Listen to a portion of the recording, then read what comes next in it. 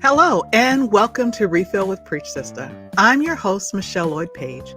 Twice a month, I invite a guest to join me in studio for conversations about replenishing our souls and about wellness too. Our conversations last about 30 minutes or so. Each conversation is a little different, but each one will talk about the importance of wellness and well-being.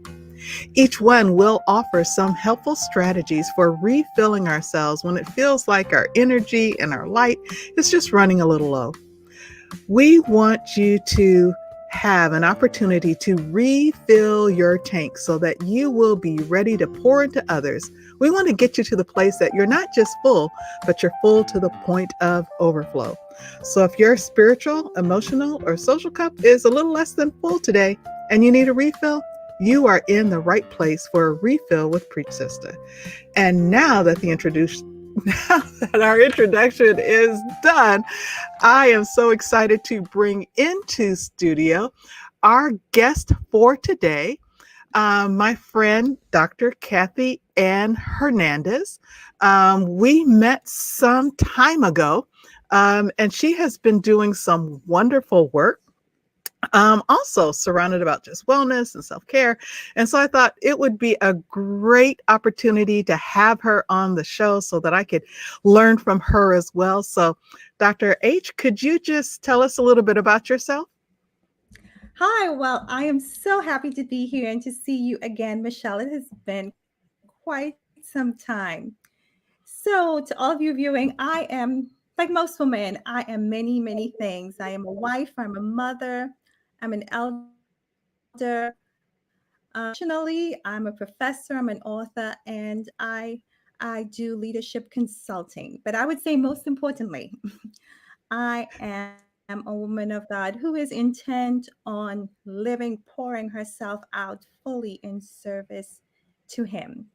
And so, one of the things that I am doing, in addition to everything else, is I recently launched my book, Waiting by the Ah, Brook, seven Steps to Deeper Intimacy with God.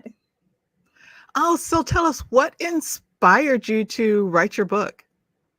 Actually, Michelle, I don't think you've read it yet, but you are actually in my story. It's so interesting. Well, in the background, in that for quite some time professionally, I was feeling. In fact, if people had asked me, I would say, I feel as though I'm waiting by the brook. I feel God has a mission for me, but I'm not sure what it is yet. And I had preached a sermon at church entitled Waiting, and I realized that sermon was really for me. God was telling Okay. me He was God, and I still needed to wait on Him. And I said I was just going to write a short ebook, and it just kept going and going until it was done. 50,000 words. So there you have it. Oh, wow. Well, now I'm definitely going to have, it's on my list of yet. This is what I'll get to. You had that summer reading because I have my downtime is in the summer. Yeah. So now that just kind of rose up because I need to find out in the background.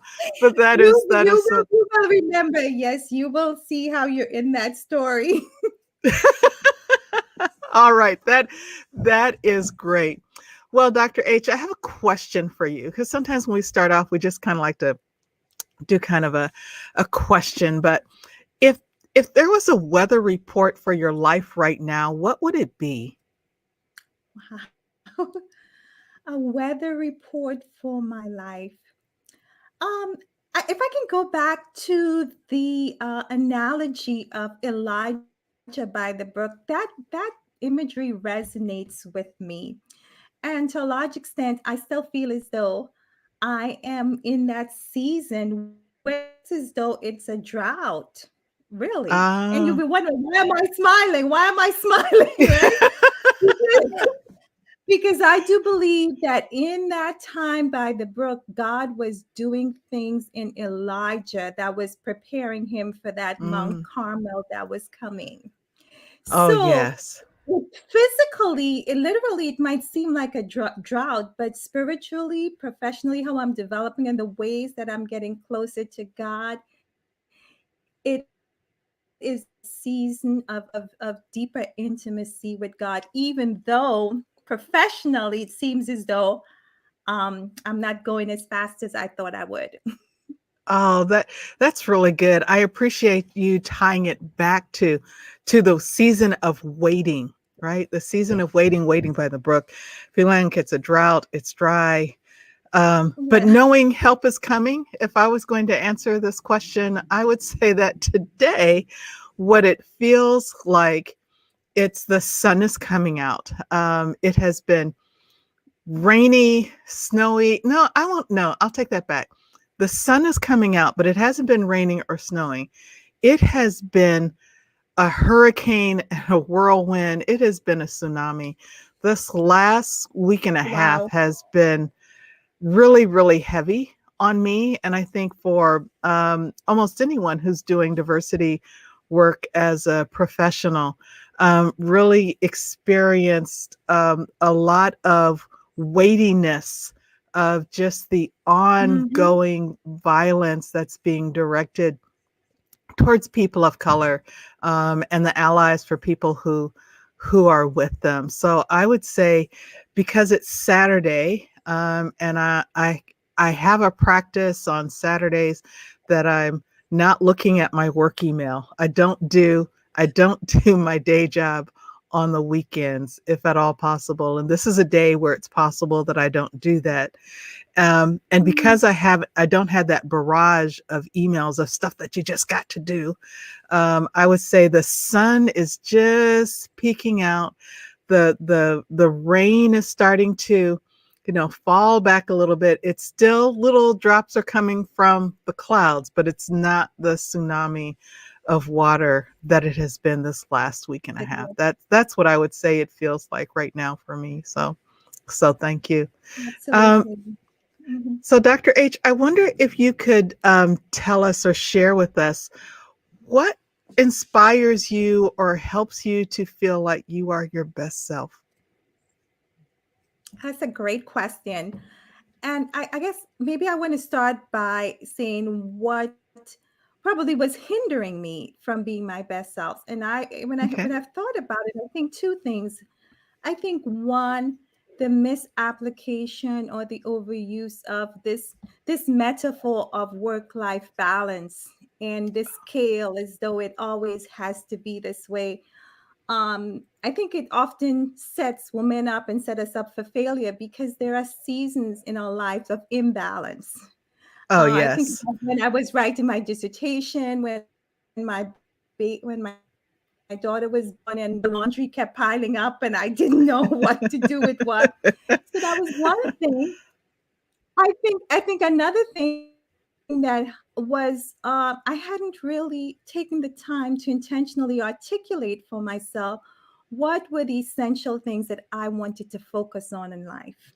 And so Mm, without that it was like the next shiny coin going in every which direction. Oh, look, a shiny coin here, do this, do that. And then about several years ago, my husband and I, we sat down and we said, we want to figure out what is our philosophy of life. What are we going okay. to carve out as the most essential things for us to pursue for what we consider a well-lived life? And Mm-hmm. not surprisingly, we went right back to the Bible, and Jesus said, love for God, love for self, and love for others. And ultimately, it came down to me that I want to live a life focused on building relationships.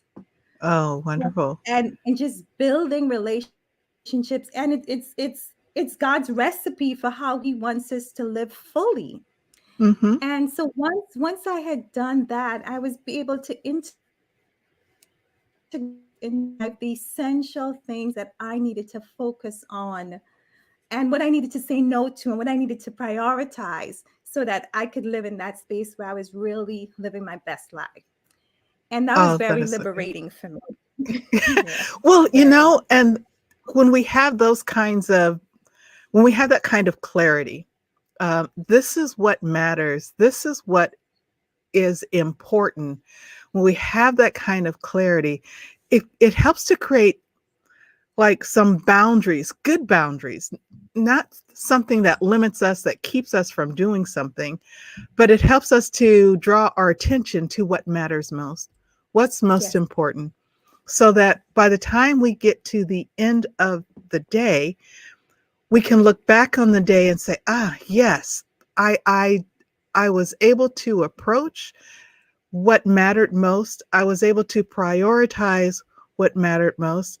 I focused my attention. I had time with God. I had time for myself, took care of myself, and I poured into others. And if we can get through each day saying, that's what we accomplished, it's a good day. It's really a great day. So, Dr. H, you Absolutely. mentioned, yeah, Dr. H, you mentioned that there was some, you had a season where it's like, wait, is this work-life balance thing is getting kind of out of whack, kind of Mhm. like a washing machine when the load is overloaded and it just kind of Yes, rattles yes. and shakes like that. Um, And so, as you heard, as we introduced the show, right, we're talking about how we refill ourselves when it feels like some of those tanks that we have, either our relational tanks or our emotional tank, our spiritual tank, our work, being able to accomplish thing tank, that sometimes we need a refill in those. How do Mhm. you know when you need a refill? So I try to, since I came up with this strategy, I try to recognize, like I said, in my life, there will be seasons of seeming imbalance, and that's okay. I plant, I garden, and so if you just look at how things work, there's a time when the plant is focused on producing those tomatoes or that corn. It's a time of intense growth, and that's all right. And then there's a time of dormancy in Yes. winter when the plant is asleep. And so, in the grand arc of our life, if we think about it that way, that there'll be seasons of intense growth and seasons of dormancy, then we can see that it's not so much a 1 minute by minute kind of thing. And so, for me, if I keep the central things, which is Hmm. carving out time for God, carving out time for myself and for family, I'm constantly refilling. And like you, I have a practice of every Saturday.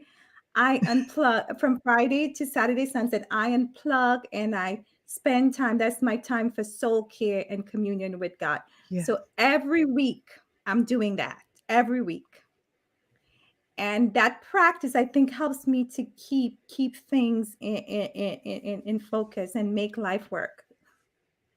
That is good. When did you start doing that? When did you discover that that's what you needed? Well, it's part of my faith tradition. We observe a Sabbath rest. And Mhm. I think for a long time, sometimes when you grow up in church, you do things, but you don't really appreciate why you're doing it.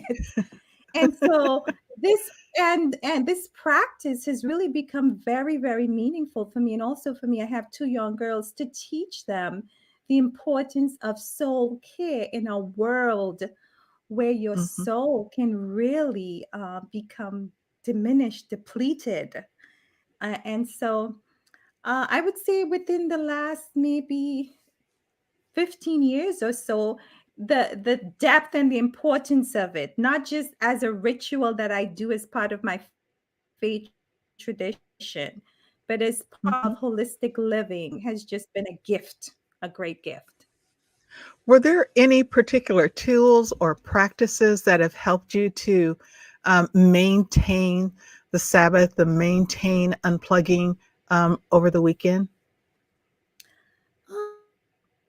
Practically speaking, I would I think it has become more challenging now, quite honestly. It's there's just a natural rhythm to my life. I think now it has become much more challenging because we do church online, we connect with our friends online, and so there isn't as much of a boundary But some of the things that I have done is to make it clear to those who I work with, to make it clear to my students that I teach that, listen, on Friday to Saturday, you're not going to get me as usual.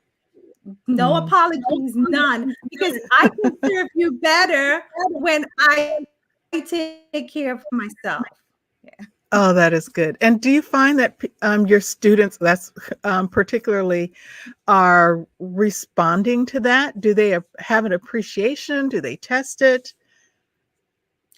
Yeah, I think they have an appreciation for that. And I would say the other thing is that because it's done in a spirit of care for them, I know some of them do that on Sunday. So I leave them alone on Sunday too.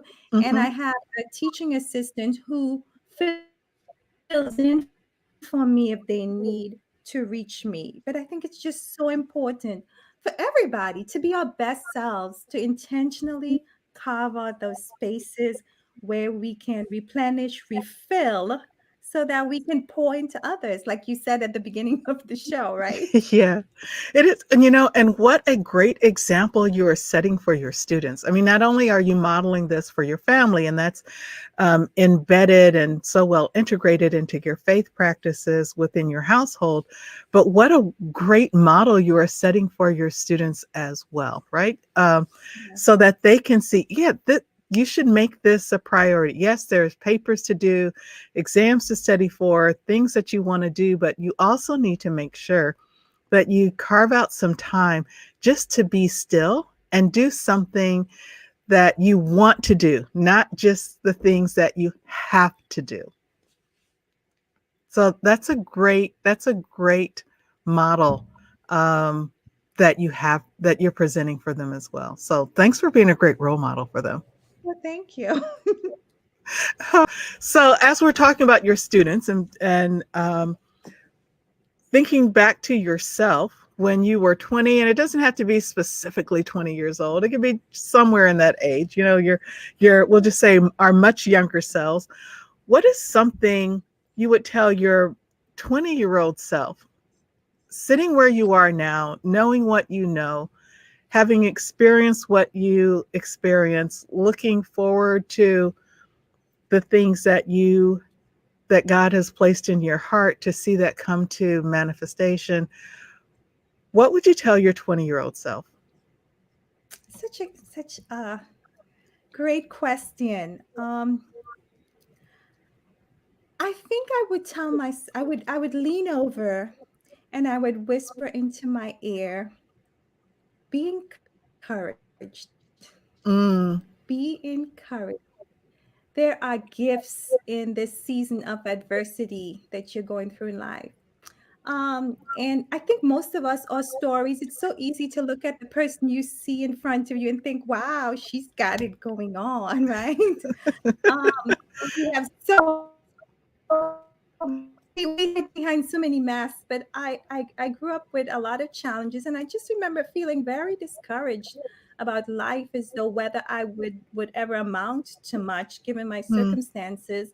I was abandoned by my mother as a baby, oh, and the important role of a mother in a child, a girl, especially a young girl's life. mhm, So I felt very discouraged, and now on the other side of that, I would say to that young girl, be encouraged.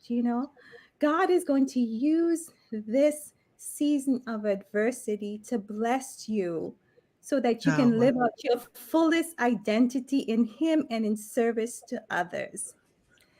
And the other thing I would say to her is to dream big. Mm, Dream big. God is a God of abundance. And I'm not talking about more money. I'm talking about when my dad didn't finish high school. He was a taxi driver who worked to send us to school. And when you don't grow up from a family where someone terminal degree, sometimes I was setting too small dreams for myself.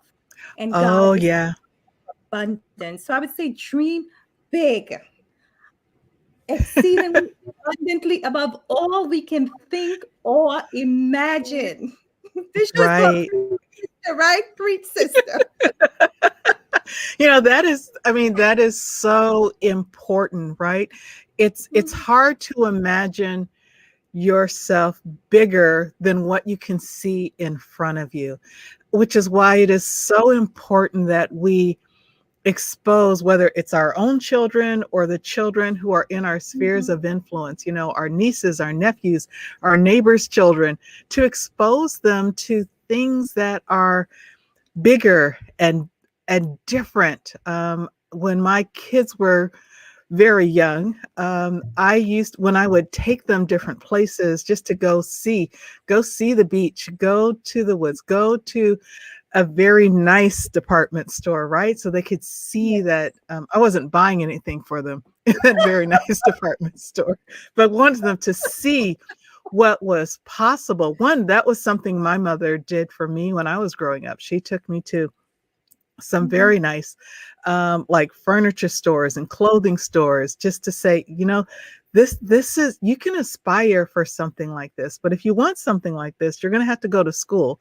You're going to have to go to Mhm. college. And even though she didn't go to college, she was planting those seeds. And so when my kids were very young, that's something that I would do for them as well. But I would also take kids from the neighborhood with me too, right? So I would take someone else's child with me. So it wasn't just my child. I was trying to stir the imagination. I was also Yes. taking other kids, right? Because these are all our kids, all of these kids in the neighborhood and who are around. So yeah, that is so good. Thank you so very much. Dr. H, could you tell us a little bit more uh, about, I mean, you do so much, right? You do so much. But as I'm thinking about the book, and as I'm thinking about the blog that you write, could you tell us a little bit about the blog that you write? Okay, yes. So I remember I said earlier that my husband and I, we had this come to Jesus moment where we were just, husband was working in one of the top four consulting firms. He was gone like 80, 90 hours per week, traveling everywhere. And we were finding that we were becoming the power couple, but at a cost. At a cost. Okay. And so we sat down and we had this talk about what did we value, and we began reframing our lives around what was to be valued based on our faith and the gifts that we had been given. And it came back to relationships. So value what matters to me is a leadership brand that I've been cultivating to encourage people to focus on what is the most valuable things in life so that they can live their best life in service to who they are and what God has called them to do. And so the Wow. blog celebrates that. And it's my Oh, that approach to is ministry. Yes. that is great. I appreciate that. And it's so nice to hear that this is like a partnership between you and your husband, that it's not just you realizing that you needed something different. You needed to recalibrate your life so that you could be fully present for everything that was important, be fully present for God, be fully present for your family. But it was also something that your husband is partnering in, and that is so nice. That doesn't always happen. That people who are in relationships at the same time are saying, hey, we need to do some recalibrations. We need to figure out what really matters. And if when we figure out what really matters, we value it so much that we prioritize it and we're willing to change our lifestyle in order to protect what matters. So that is such an encouragement. I hope it's an encouragement to everybody who eventually watches this show to really have that moment to say, hey, whatever is important, whatever you value, make it a priority. And if there are other people that are involved, see if you can come to an agreement to make those necessary changes in order for that to happen. So that is so good. Well, Dr. H, how could people get in touch with you um, if they wanted to communicate? Oh, sure. Yeah. I'm most active on Facebook, on my Facebook page, Value What Matters. And I recently started a Facebook group, Christian Women Leading in Life. And I really feel like this is what I have, the moment that I've been working towards, to encourage and inspire women to live more meaningful lives holistically. And so part of that is to finally launch my book as a paperback, and I'm putting a guided journal to go along with it. And so I'm going to be Oh, doing nice. some study groups and workshops in that Facebook group. So I'd love for you to join us there. It's called Christian Women Leading in Life. Christian Women Leading in Life. Thank you so Yes. much. I'm going to check it out. I'll be joining on as soon as I drop off. But I want to thank you so much for being our guest today. Excuse me, I'm getting choked up. But thank you so much for being our guest today, Dr. H. And And I as want to we say get thank ready you, to Michelle. transition to, I wanted to as say we get thank you, Michelle. oh, you're so welcome. I mean, you are doing so much, and the work that you're doing, I don't want to say that I'm a Facebook stalker, but there are people who, when their events or their things pop up in my feed, I really want to pay attention to what they're doing. And I have watched, um, when you had described the releasing of your book, and watch the different things that you're doing. I'm super excited about the foods that you are also promoting, connecting to um, your Trini background. I mean, that is just so cool, because so much of it comes from your garden. So Mhm. you're inspiring me to think about starting a garden this year. Notice I said think about starting a garden. I think I'm going to try some. Let me come back. I think I'm going to try some planter gardens this year on the back deck, because I think that is important, because I think I could keep the animals away from the plants if I keep them on my deck. So that was part of the reason. At least that's what I tell myself why I didn't have something. But watching you, say these are the things that have come out of my garden, and this is what I've made out of the garden. It's like, yeah, I could do, just start out small. So I want you to know that you're having an impact in terms of wellness and well-being on others as well, not just by your spiritual life and your encouragement to take care of your soul, but also in taking care of your health as well. At least you're inspiring me, and I want to say thank you for that. Wonderful. Well, friends, we've come close to the end of another episode of Refill with Preach Sister. And I wanted you to know, in case you missed it in our newsletter, the Preach Sista Fresh Anointing Conference will be virtual this year. We're still just kind of taking it slow with meeting back in person due to COVID concerns, but it will be virtual. You can see it here on Facebook or YouTube, wherever you're watching this Refill with Preach Sister show.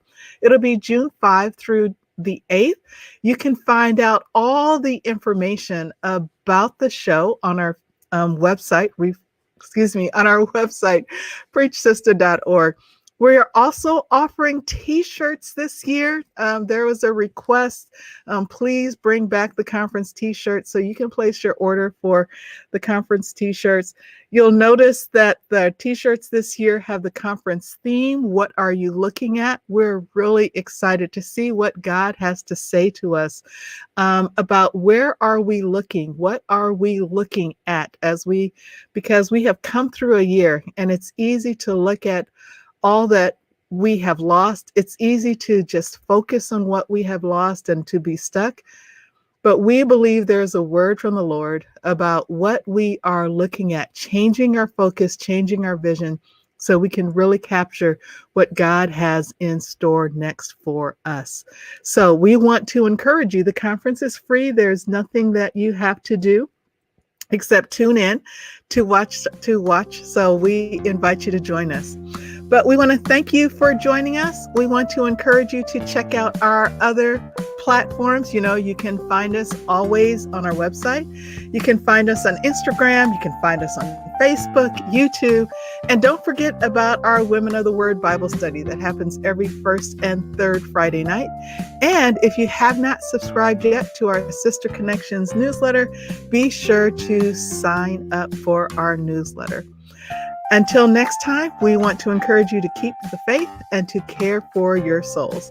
I'm Michelle Lloyd Page, and this has been Refill with Preach Sista.